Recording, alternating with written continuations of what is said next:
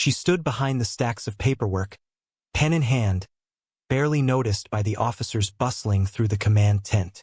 To them, she was just another clerk, quiet, invisible, and harmless. But when the chaos of battle erupted around them, everything changed. The officers froze, unsure of how to respond. As she stepped forward, her voice cutting through the din of gunfire and shouting soldiers with precision and authority no one expected. In that moment, the battlefield revealed her true self. Not a clerk, but a leader who could command strategy, courage, and loyalty when it mattered most. What happened next would shock everyone who ever underestimated her. The command tent was a flurry of paper, ink, and low murmurs, but to most, it was a backdrop, a place where the real action of war never touched. She moved between desks and stacks of orders with practiced efficiency, her hands steady, her eyes scanning the endless lists of supplies, troop movements, and reports. To the officers, she was invisible. To them, she was just a clerk, quiet, precise, harmless.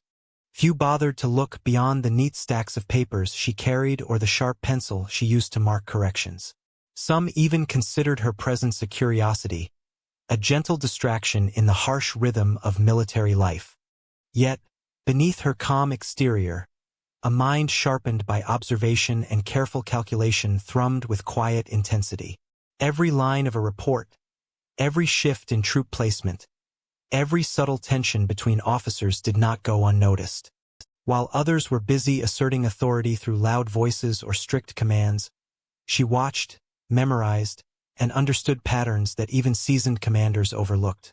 Her notes, neatly filed in leather-bound journals, contained observations about supply shortages, timing of reinforcements, and potential weak points in enemy defenses. She never spoke unless spoken to, but when she did, it was with an authority that belied her supposed position. The officers, entrenched in the certainty of their hierarchy, often scoffed at her suggestions. "Leave the strategy to us," one would say with a smirk, barely glancing at the ink-stained pages she offered. Others dismissed her entirely, assuming her contributions were trivial or clerical in nature. But she was patient. She understood the rhythm of recognition in the military world. It would come, if she waited for the right moment. Meanwhile, she quietly cataloged everything. The officer who panicked under pressure, the general who ignored small but critical details, the supply routes that were always delayed. Each observation was another piece of a puzzle that would one day need to be solved. Not on paper, but on the battlefield. Outside, the distant sound of cannons and the rumble of marching feet reminded everyone of the stakes that lay ahead. For most, these were just noises, background to their daily routines. For her, they were signals, a clock ticking toward the moment when preparation would meet opportunity. The tension in the camp was palpable. Officers barked orders, lieutenants hurried back and forth, and soldiers readied themselves for a battle none could predict. And yet, she moved with deliberate calm, folding reports and updating maps, fully aware that her life, and the lives of hundreds, might soon depend on decisions made in moments of chaos. In that quiet, unassuming presence, she carried the potential to overturn expectations. No one watching her now would imagine that the same woman meticulously tallying supplies and annotating reports would soon rise to command, her voice cutting through confusion, her decisions changing the course of battle. For now, she was a clerk, underestimated, overlooked, and undervalued. But every observation, every carefully noted detail, was a silent preparation for a moment that would come sooner than anyone anticipated. The day began like any other, with officers hunched over maps and letters, arguing over supply lines and troop placements, oblivious to the keen eyes watching from the corner of the tent. Yet, unlike previous days, there was a tension that could not be ignored. Scouts had reported enemy movements, skirmishes were breaking out along the perimeter, and the hum of distant artillery grew steadily louder. Panic flickered in the eyes of even seasoned commanders. And still, she moved among them quietly, absorbing every detail, the faltering confidence of one officer, the hesitation of another, the subtle inconsistencies in the reports that hinted at imminent danger. She began to annotate maps, connecting dots that others hadn't considered. Reinforcement arrival times, supply shortages, terrain advantages. She calculated outcomes in her head faster than anyone else could read them on paper. When she offered suggestions, they were often brushed off with polite nods or smirks. "We'll handle it," an officer would say, glancing briefly at her maps as if they were child's doodles. But she persisted quietly, refining strategies in her notes, preparing contingencies in case those dismissals became costly mistakes. As the day progressed, the threat grew closer. Reports of enemy flanking maneuvers sent officers into hasty debates, conflicting orders being shouted across the tent. Soldiers trained to follow command froze in uncertainty, unsure who held the authority to direct them.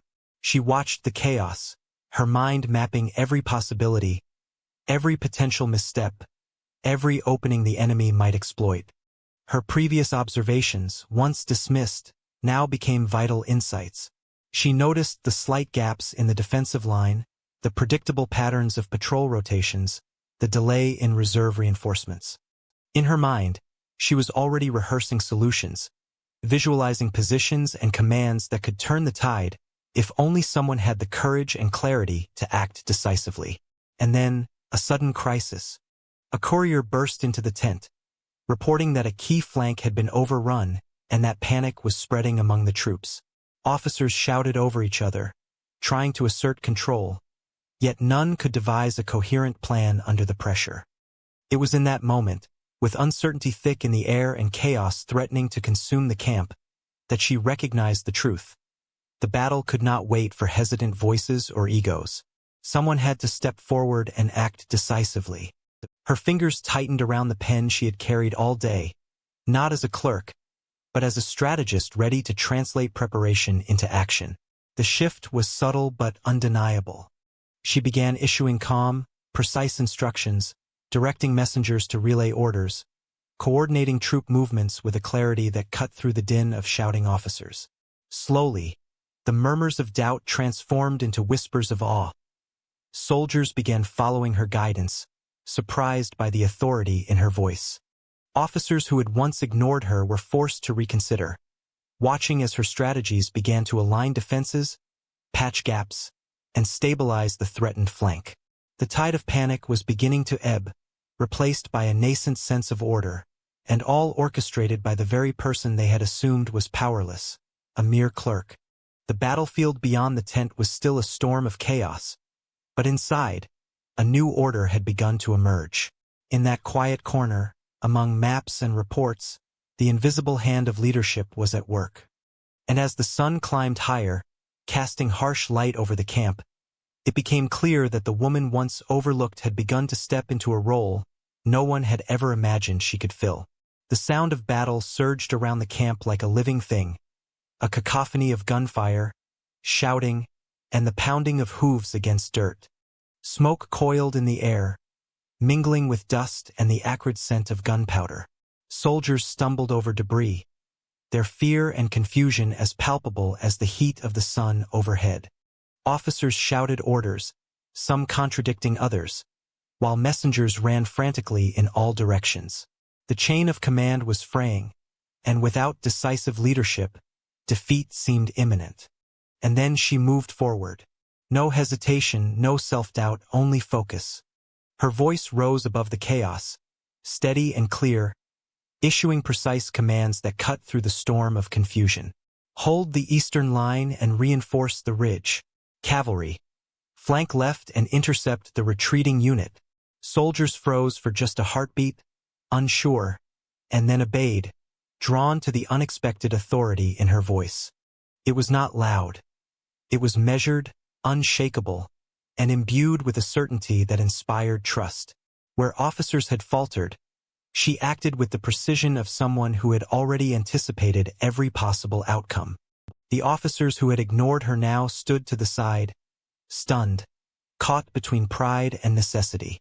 Some tried to interject, but she incorporated their knowledge without allowing their indecision to undermine her commands. In minutes, her strategies began to take hold. Gaps in the lines were shored up, Reinforcements arrived exactly where needed, and soldiers who had been paralyzed by fear now moved with coordinated purpose. Her mind raced through contingencies in real time, adjusting to unexpected shifts in the battle, predicting enemy movements with uncanny accuracy. Every decision she made had immediate impact, reshaping what had begun as chaos into a structured defense. As the day wore on, the tide of battle shifted. Enemy forces, confident in the disarray of the opposing command, suddenly faced a coordinated resistance that caught them off guard. Her instructions turned the battlefield into a controlled operation, her presence transforming panic into strategy. Soldiers whispered among themselves, astonished that a clerk, someone they had barely acknowledged, had orchestrated the defense that now held the line. Officers, grudgingly respectful, followed her lead, recognizing that the woman they had underestimated possessed a tactical brilliance none had anticipated. By the time the sun began its descent, painting the battlefield in shades of gold and crimson, the enemy had been repelled. Casualties were fewer than expected, and the soldiers who survived credited their survival to the calm, precise guidance that had carried them through the storm. Around the command tent, the atmosphere shifted from fear to awe. She returned to her desk as if nothing had happened, pen in hand, quietly updating maps and noting troop positions. But the eyes of those around her had changed forever. Respect replaced dismissal, and whispers of disbelief were now tinged with admiration. In the span of a single day, the woman who had once been invisible had demonstrated a command presence that rivaled the most seasoned officers. She had stepped from the shadows of clerical work into the glaring spotlight of battlefield leadership, proving that intelligence, observation, and courage could not be underestimated. And while the war was far from over, those who witnessed her rise knew that they had seen something extraordinary. The transformation of a clerk into a commander, a leader forged not by rank but by vision, decisiveness, and the courage to act when others hesitated.